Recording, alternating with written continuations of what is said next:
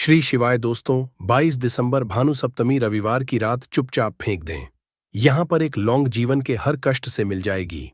आपको मुक्ति हनुमान जी और माता शीतला जी के आशीर्वाद से आपके जीवन में होगी।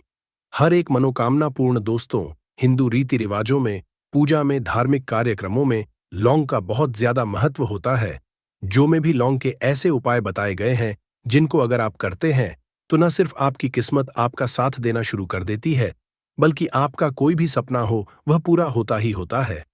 आपको हम आज उन लौंग के उपायों के बारे में बताने जा रहे हैं जिन उपायों को करके न सिर्फ आप अपने भाग्य का साथ, बल्कि इन उपायों को करने के बाद आप अपने जीवन में जिस कार्य को भी शुरू करेंगे उस कार्य में आपको सफलता हासिल होगी। दोस्त, आपने देखा कि आप किसी ज्योतिष के पास जाते हैं, तांत्रिक के पास जाते हैं, पंडित के पास जाते हैं और अपनी परेशानी बताते हैं, तो वो आपको ऐसे उपाय बताते हैं जो बहुत ज्यादा खर्चीले होते हैं और बहुत ज्यादा कठिन होते हैं, जिसमें आपका बहुत समय भी व्यर्थ होता है। परंतु आज अगर आप हमारे इस वीडियो को लास्ट तक, अंत तक देखते हैं और लौंग के उन उपायों को समझ लेते हैं जो आपको हम बताने आ रहे हैं, तो दोस्त यकीन, आपके जीवन की आधे से ज्यादा परेशानी सिर्फ एक लौंग से ही हो सकती है। कोई भी पूजा पाठ हो, उसमें लौंग का उपाय जरूर ही होता है। परंतु क्या आप जानते हैं कि वास्तव में लौंग एक बहुत ज्यादा शक्तिशाली औषधि है, जिसे देवी देवताओं की पूजा में अगर इस्तेमाल न किया जाए तो कई पूजा पाठ संपन्न नहीं मानी जाती है।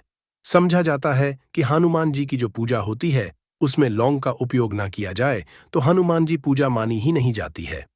हमारे हिंदू धर्म में लौंग का उपाय का एक खास महत्व बताया गया है। लौंग जहां पर हमारे लिए बहुत ज्यादा फायदेमंद होती है, दूसरी तरफ बताया गया है कि मैं लौंग का उपाय किया जाए तो हमारी पूजा भी सिद्ध हो जाती है। इसीलिए ज्योतिष शास्त्र में, तंत्र शास्त्र में लौंग को उत्तम स्थान पर रखा गया है। टोना टोटका ये जो होता है, इसमें भी लौंग का उपयोग ही किया जाता है ताकि पूजा सिद्ध हो सके।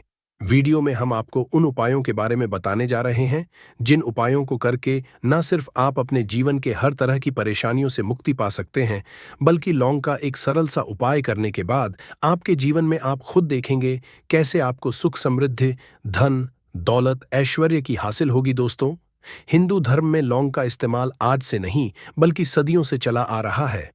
लौंग को न सिर्फ स्वास्थ्य की दृष्टि से बहुत अच्छा समझा गया है, बल्कि तंत्र शास्त्र की दृष्टि से भी बहुत ही ज्यादा उपयोगी समझा गया।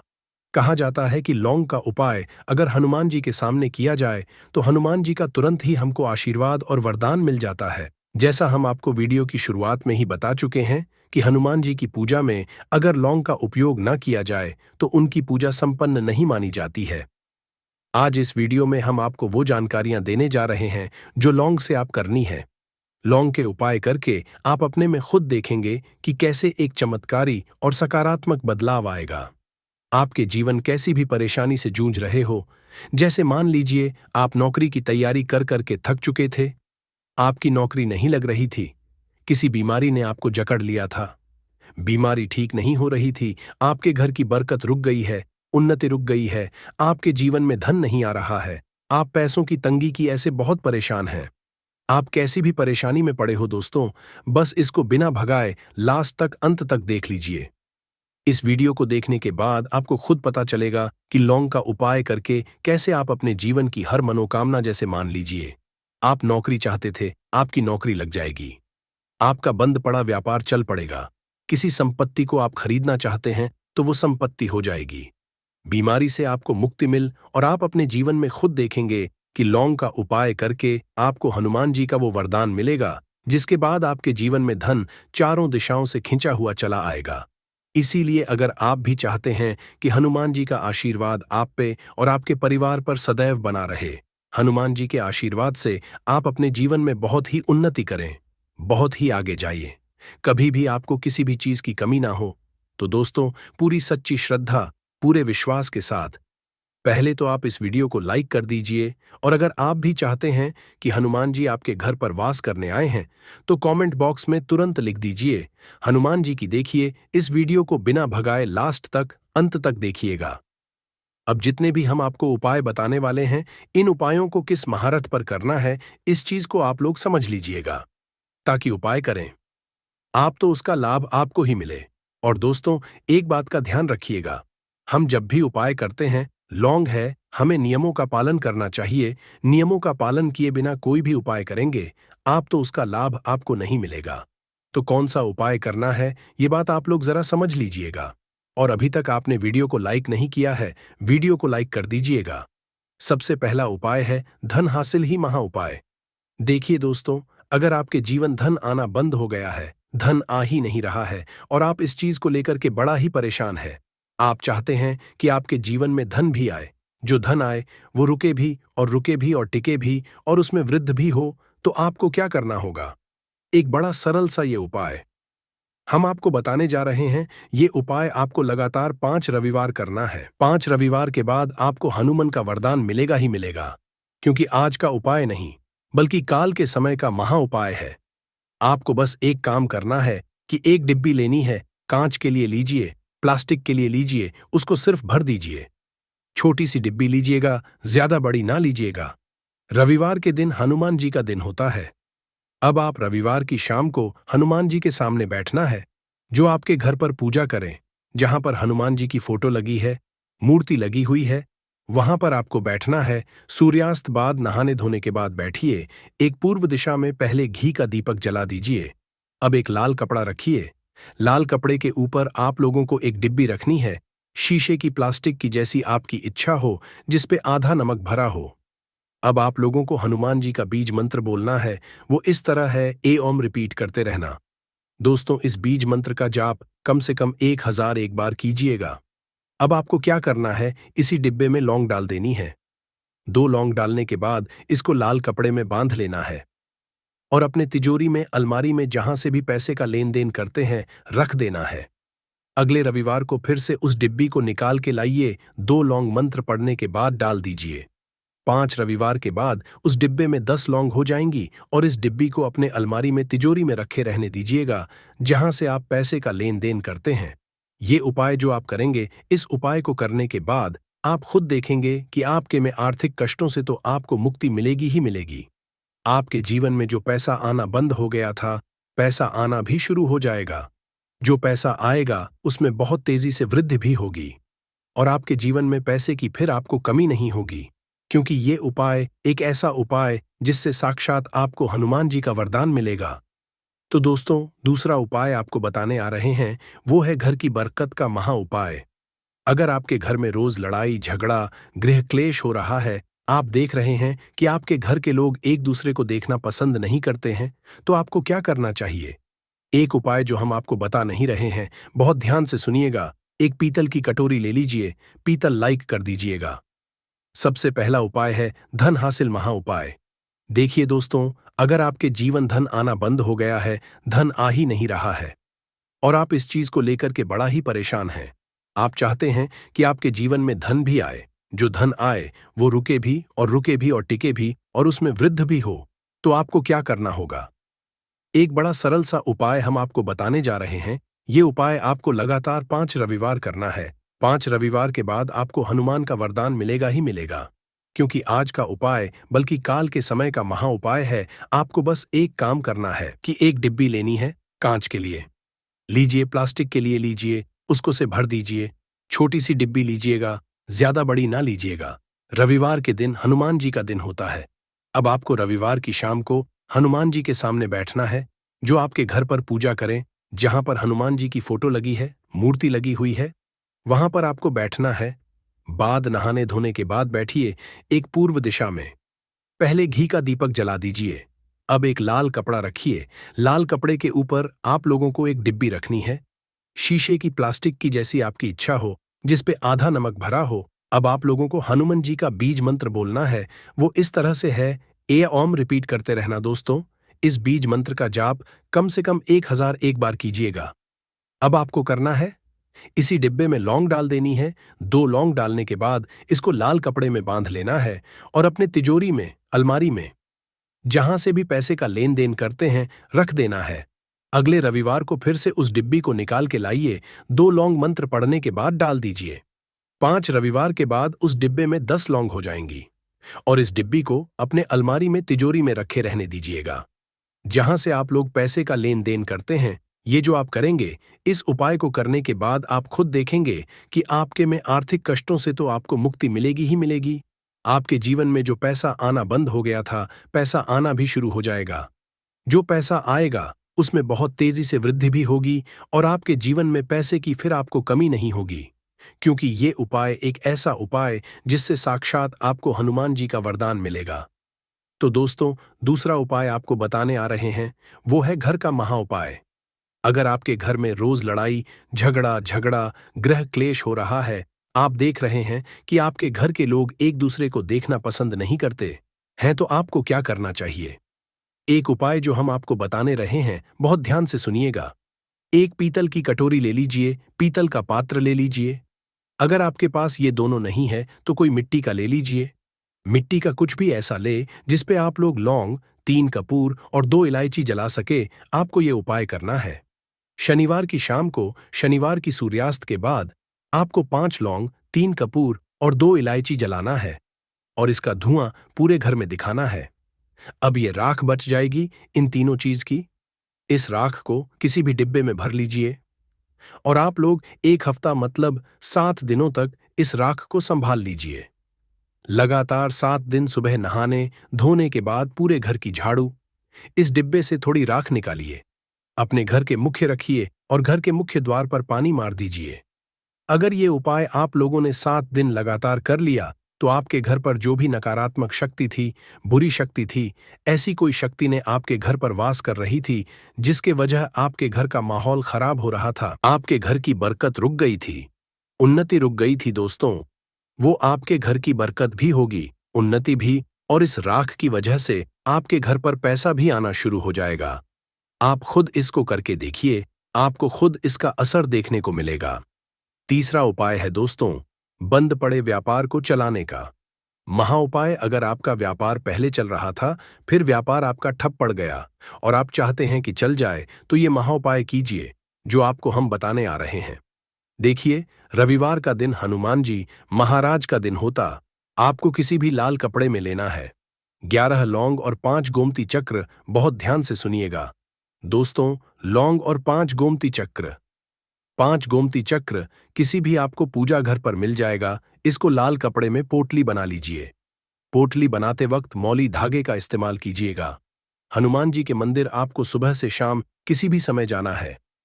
जाने के बाद हनुमान जी के सामने आपको एक चमेली के तेल का दीपक जलाना है और इसी पोटली को हनुमान के दाएं चरण से छुआ करके आप अपने व्यापार स्थान के धन स्थान पर रख देना है, जहां से आप पैसे का लेन देन करते हैं।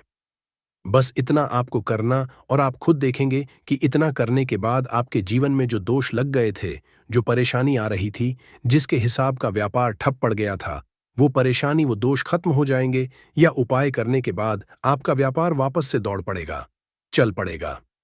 अब जो आपको हम बताने आ रहे हैं दोस्तों, वो है शुक्र ग्रह को मजबूत बनाने का महा उपाय। दोस्तों, जिस मानव का शुक्र ग्रह मजबूत होता है, उस मानव का मान के चलिए कोई कुछ नहीं बिगाड़ पाता है। उस मानव के जीवन में धन दिशाओं से खींचा हुआ चला आता है और शुक्र ग्रह को मजबूत बनाने के लिए आपको लौंग का ही उपाय करना होता है। ये हमारे धर्मशास्त्र में लिखा हुआ है। तो शुक्र ग्रह को मजबूत बनाने के लिए आप क्या कर सकते हैं? रविवार के दिन हनुमान जी का दिन होता है और शुक्र ग्रह का जो नियंत्रण होता है, वो हनुमान जी के हाथ में होता है। आप चाहते हैं कि हनुमान जी के आशीर्वाद से आपका शुक्र ग्रह मजबूत हो जाए, तो आपको क्या करना है? देखिए, रविवार के दिन सूर्यास्त से पहले आप लोगों को है धोना है। नहाने धोने के बाद किसी भी पीपल पेड़ पे चले जाइए और पीपल पेड़ को 1 लोटा जल अर्पित करने के बाद उस तरफ, एक तरफ आपको बाईं तरफ 1 लौंग बहा। सिर्फ इतना करना है कि अपनी बाईं तरफ 1 लौंग बढ़ा दीजिए और उस पीपल पेड़ की 3 परिक्रमा करके घर वापस आ जाइए। ये उपाय आपको लगातार 5 रविवार करना है। 5 रविवार ये उपाय अगर आप कर लेते हैं, तो मान लीजिए जो आपका शुक्र ग्रह बहुत ही कमजोर हो गया था, वह शुक्र ग्रह मजबूत हो जाएगा और हनुमान जी के आशीर्वाद से आपके जीवन में धन संबंधित सारी भी खत्म जाएंगी और धन चारों दिशाओं से खींचा हुआ चला आएगा। घड़ी को भूलकर भी इस दिशा में ना लगाए, इससे फैलती है घर में नकारात्मकता। इसी के साथ हम जानेंगे दोस्तों, क्या आपको कैलेंडर कहां पर नहीं लगाना है, क्या गलती आपको नहीं करनी है, और साथ ही मैं आपको बताऊंगी कि अगर आपके घर में वास्तु दोष है, तो कैसे आप जान सकते हैं और क्या उपाय कर सकते हैं जिससे कि वास्तु दोष दूर हो और आपके जीवन परेशानियां खत्म हो। तो पूरी जानकारी के लिए इस वीडियो को अंत तक जरूर देखिएगा दोस्तों। अब जानते हैं गुरुजी से कि वो क्या कहते हैं। दोस्तों, हम सभी के घर में घड़ी का उपाय किया जाता है। घड़ी जो बीते समय और आने वाले समय के बारे में हमें सूचित करती है।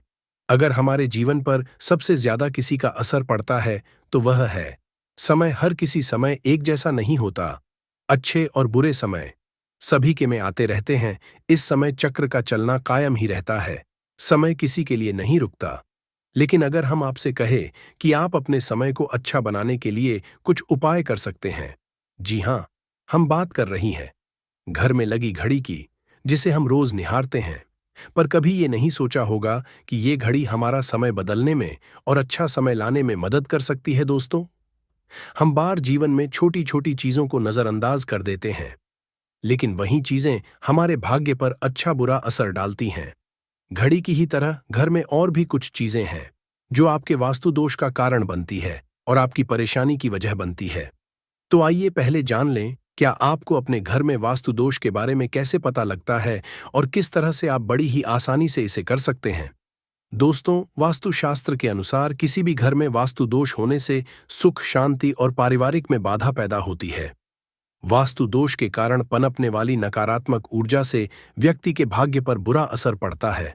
साथ ही घर के लोगों को कई तरह की परेशानियों का सामना करना पड़ता है। दोस्तों, शास्त्रों के अनुसार अगर हम ये छोटे मोटे उपाय कर लें तो अपने घर नेगेटिव एनर्जी से छुटकारा पा सकते हैं। तो आइए जानते हैं, लेकिन उससे पहले दोस्त, आपसे रिक्वेस्ट है कि वीडियो को लाइक करें, अपने दोस्तों के शेयर करें, और अगर आपने अभी तक चैनल को सब्सक्राइब नहीं किया तो सब्सक्राइब करके बेल आइकॉन जरूर प्रेस कर ले। दोस्तों, नंबर 1, जीवन में तरक्की पाने के लिए रोज पहली रोटी गाय को दे, पीपल को जल चढ़ाए और चींटियों को मिला। आटा दे, तांबे के लोटे में जल लाल चंदन मिलाकर रात को अपने सर के पास रखकर सो जाए। सुबह उस जल को तुलसी को चढ़ा दे। ऐसा करने से आपकी परेशानियां धीरे धीरे दूर हो जाएंगी। नंबर, वास्तु के मुताबिक अगर आपके घर में तिजोरी है और आप उसके सामने शीशा लगा दें तो इससे धन में बरकत होती है। व्यापारी लोग अपने कैश बॉक्स के सामने शीशा लगाए, इससे आपके ग्राहक बढ़ेंगे।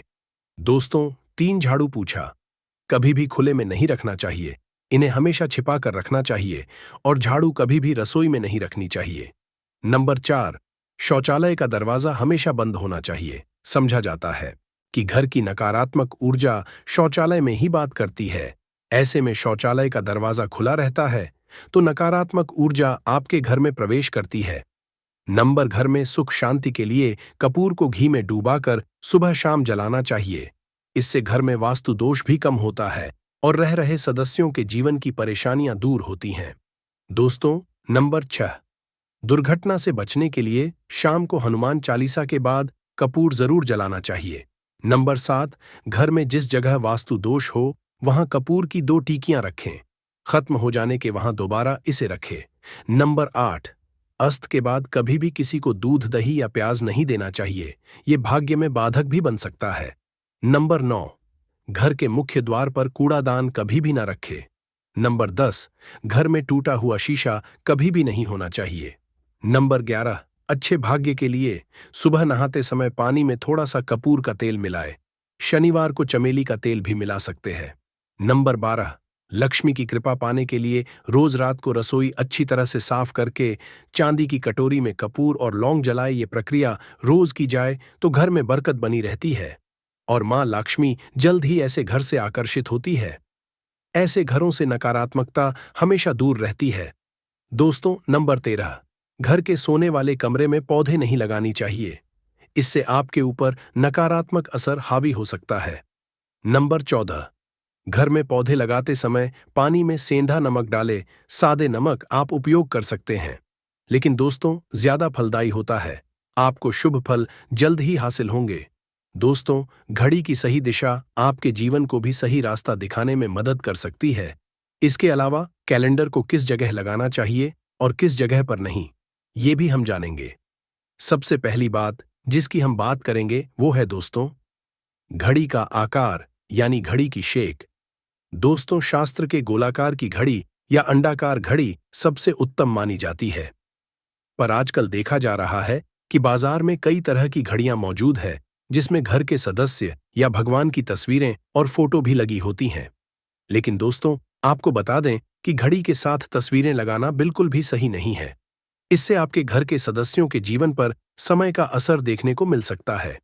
और की तस्वीर घड़ी में बिल्कुल भी नहीं लगानी चाहिए, क्योंकि की तस्वीर को रोज धूप, दीप, अगरबत्ती और पूजन की आवश्यकता होती है, और घड़ी तो कई महीनों तक धूल में पड़ी रहती है। इससे भगवान का अपमान होता है और ये शुभ नहीं समझा जाता। हो सके तो घड़ी का आकार गोल और अंडाकार ही पसंद है। घड़ी का गोल या अंडाकार बोना हमारी पृथ्वी के आकार को दर्शाता है। जो को और घड़ी में नुकीले कौन होते हैं, और वास्तु के अनुसार नुकीली चीजें नकारात्मक ऊर्जा का संचार करती है। दोस्तों, अगली बार जिसका आपको ख्याल रखना है वो ये है कि घड़ी को स्वच्छ रखे, साफ सफाई का ध्यान रखे, धूल ना जमा होने दे, और कहीं से भी घड़ी टूटी फूटी नहीं होनी चाहिए। दोस्तों, जैसा कि हम सभी चाहते हैं कि हमारे जीवन में सब अच्छा और बेहतर होता रहे, तो उसके लिए हम खुद को संवार्य रखते हैं, नए कपड़े और नए आभूषण पहनते हैं। उसी तरह अपने घर की घड़ी को स्वच्छ और नए जैसा ही रखना चाहिए। ये कहीं से भी फूटी नहीं होनी चाहिए। समय समय पर घड़ी पर छड़ी धूल और जालों को साफ करते रहें, जिससे आपका भाग्य भी धुंधला नहीं पड़ेगा। दोस्तों, कई घरों में आदत होती है कि पुरानी गाड़ी को बनवाकर ही चलाते रहते हैं। एक जगह नई घड़ी आई तो पुरानी किसी और जगह लगा देते हैं। कृपया ध्यान रखें, घर में पुरानी या फिर टूटी हुई या धूल चढ़ी हुई और बंद गाड़ी तो बिल्कुल भी ना रखें। क्यों? इससे घर में नकारात्मकता और दरिद्रता का वास होने लगता है। बंद घड़ी इसको घर में रखने से व्यक्ति के जीवन में नए अवसर नहीं आते और वो अपने कार्य में सफलता हासिल नहीं कर पाता। अगली बार जिसका आपको ध्यान रखना है वो है घड़ी की सही दिशा। घड़ी को कभी भी दक्षिण दिशा में नहीं लगाना चाहिए। दक्षिण दिशा यमलोक की दिशा मानी जाती है। काल का अंतिम चक्र यहीं से शुरू होता है। इसीलिए वास्तुशास्त्र में इस दिशा को घड़ी के लिए अशुभ समझा गया है। घर में घड़ी को उत्तर दिशा, पूर्व दिशा या पश्चिम दिशा आप लगा सकते हैं, लेकिन ध्यान रखें कि घड़ी को कभी भी मुख्य द्वार, कमरे के दरवाजे या आने जाने के लिए उपयोग किए जाने वाले दरवाजे के ऊपर कभी भी नहीं लगाना चाहिए। इससे समय का असर आपके आने जाने की गति और दिनचर्या पर पड़ सकता है। दोस्तों, घड़ी के साथ कैलेंडर का भी ध्यान रखें। जहां घड़ी समय का चिन्ह है तो वहीं कैलेंडर उससे जुड़ी तारीखों का लेखा जोखा बताता है। कैलेंडर को और उत्तरी दिशा की दीवार पर कभी भी नहीं लगाना चाहिए। ये इससे वास्तु दोष उत्पन्न होता है। और कृपया करके अपने घरों में नए कैलेंडर के साथ पुराना कैलेंडर कभी भी न लगाए। दोस्तों, घड़ी और कैलेंडर दोनों ही आने वाले समय के सूचक है जो आगे बढ़ने की प्रेरणा देते हैं। उन्हें समय के अनुसार ही लगाना चाहिए। इस बात का हमेशा ध्यान रखें कि घड़ी का समय हमेशा सही होना चाहिए। बहुत से लोगों की आदत होती है घड़ी का आगे या पीछे रखते हैं, तो ये गलती आप ना करें। समय हमेशा सही रखें। इससे आपको कभी भी समय का काल चक्र और दुष्ट परिणाम हासिल नहीं होता। ये छोटा सा आप जरूर करके देखिए। दोस्तों, छोटी छोटी बातें हैं जिनका आपको ध्यान रखना है। दोस्तों, रखी हुई घड़ी और पुराना कैलेंडर आपके भाग्य को भी रुकावटों से भर देता है।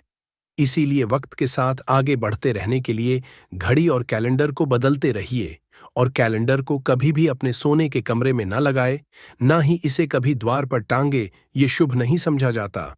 पुरानी घड़ी को दान में देना शुभ समझा जाता है।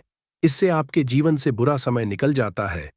इसीलिए अगर आपके घर में कोई पुरानी घड़ी है जो टूटी फूटी ना हो और खराब ना हो, तो वो आप किसी जरूरतमंद को दान में जरूर। दोस्तों, हमारे हिंदू संस्कृति में प्रत्येक घर में प्रतिदिन पूजा पाठ करने की परंपरा है, और इसके लिए सभी अपने घरों में अपने आराध्य का छोटा सा ही क्यों ना हो, परंतु के मंदिर जरूर ही बनाते हैं। नियमित पूजा पाठ करने से न सिर्फ मानसिक शांति मिलती है, बल्कि पूरे घर में सकारात्मक ऊर्जा भी व्याप्त हो जाती है। परंतु यह बात भी सच है कि पूजा पाठ करने के कुछ नियम भी होते हैं, जिन्हें यदि हम कर देते हैं तो हमें हमारी पूजा का पूरी तरह से फल हासिल नहीं होता। पूजा करने के नियम प्राचीन काल से ही चले आ रहे हैं, जो कि एक ठोस धरातल पर आध्यात्मिक और वैज्ञानिक दोनों ही दृष्टिकोण ध्यान में रखकर बनाए गए हैं। इसलिए हमें इन नियमों को बिल्कुल भी अनदेखा नहीं करना चाहिए। ऐसा ही एक महत्वपूर्ण नियम है नाद, यानी कि पूजा करते समय हम जब घंटी बजाते हैं उसे बजाने के लिए शास्त्रों कुछ नियम निर्धारित किए गए हैं। शास्त्रों में देवताओं के सामने घंटी बजाने का बहुत अधिक महत्व बताया गया है, जिसे हम इस कृष्ण श्लोक के द्वारा समझ सकते हैं। आगम अर्थमतु देवानाम गमन अर्थमतु राक्ष देवता आह्वान चरण। इसका अर्थ है कि घंटी बजाने से देवताओं का आगमन और राक्षसों का गुमान होता है, और जो घंटियां और राक्षसों से हमारी रक्षा करती है उसे हमारा नमन है। तो चलिए दोस्तों, जान लेते हैं कि पूजा करते समय जब हम घंटी बजाते हैं तो उसके पीछे क्या कारण है, घंटी को बजाने की क्या नियम है, और पूजा के वक्त घंटी बजाते समय होने वाली गलतियां कौन सी है जो हमें भूल कर भी नहीं करनी चाहिए। दोस्तों, क्या आपने कभी अपने घर के मंदिर में रखी हुई घंटी को ध्यान से देखा है? अगर आप ध्यान से देखेंगे तो आपको घंटी के ऊपरी हिस्से पर, यानी जहां से हम इसे पकड़ते हैं, उस पर गरुड़ बना हुआ देता है। अंततः घर पर जो हम घंटी इस्तेमाल करते हैं उसे गरुड़ घंटी कहा जाता है। पूजा करते समय गरुड़ घंटी का उपयोग भगवान को आमंत्रित करने अर्थात भगवान का आवाहन करने के लिए किया जाता है, जिससे एक सुंदर ध्वनि से आह्वान करने का आभास होता है। जब हम विधि विधान से पूजा करते हैं तो उसमें घंटी का उपयोग जरूर रूप से करते हैं। पूजा संपन्न होने पर आरती करते विशेष रूप से नाद होना चाहिए, नहीं तो हमारी पूजा आदि अधूरी मानी जाती है। परंतु हम में से अधिकांश लोग इसे मात्र एक सामान्य प्रक्रिया मानते हैं और पूजा करते समय घंटी बजाना भूल जाते हैं। तो आइए जानते हैं उन नियमों के बारे में। मतलब आज की वीडियो पूरी तरह से आपके प्रश्नों पर आधारित है, जिनका उत्तर शास्त्रों के अनुसार देने का पूरा प्रयास करूंगा। तो वीडियो को पूरा जरूर देखें, और अगर आपको आज की वीडियो अच्छी लगे तो इसे लाइक जरूर कीजिए।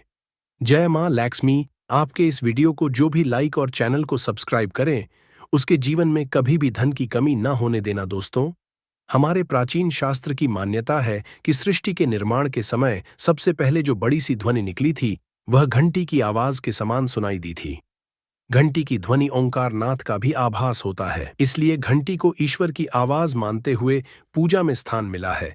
इसलिए घंटी का कभी भी अपमान ना करें, और जिस तरह से देवी देवता की पूजा की जाती है वैसे ही घंटी की भी पूजा करनी चाहिए।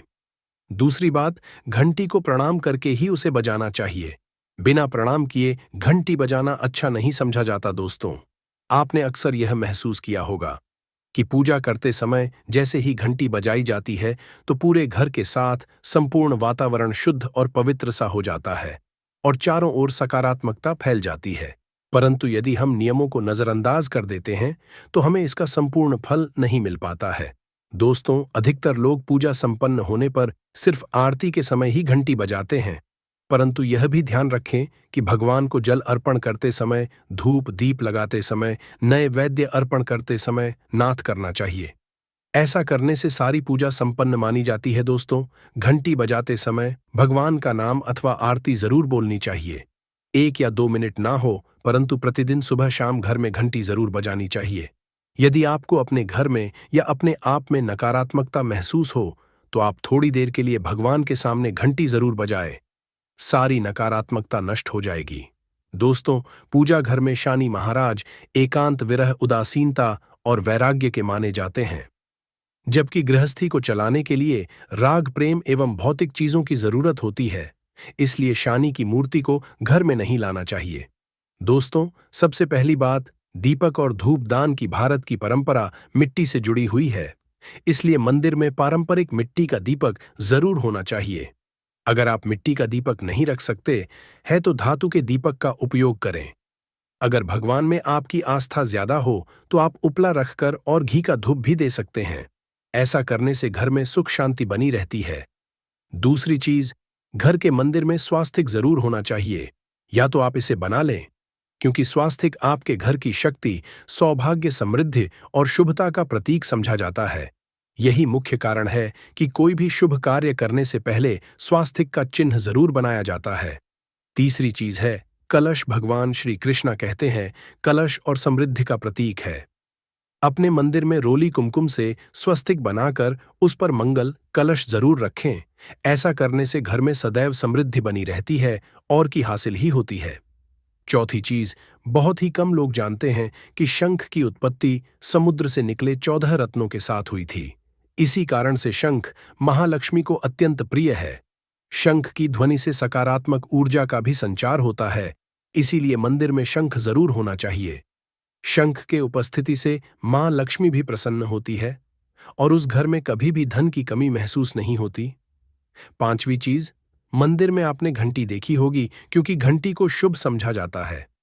इसीलिए जब जब घर के मंदिर में घंटी की आवाज होती है, जो पूज्य गुरु जी प्रदीप जी मिश्रा अपनी कथाओं में अक्सर बताते रहते हैं।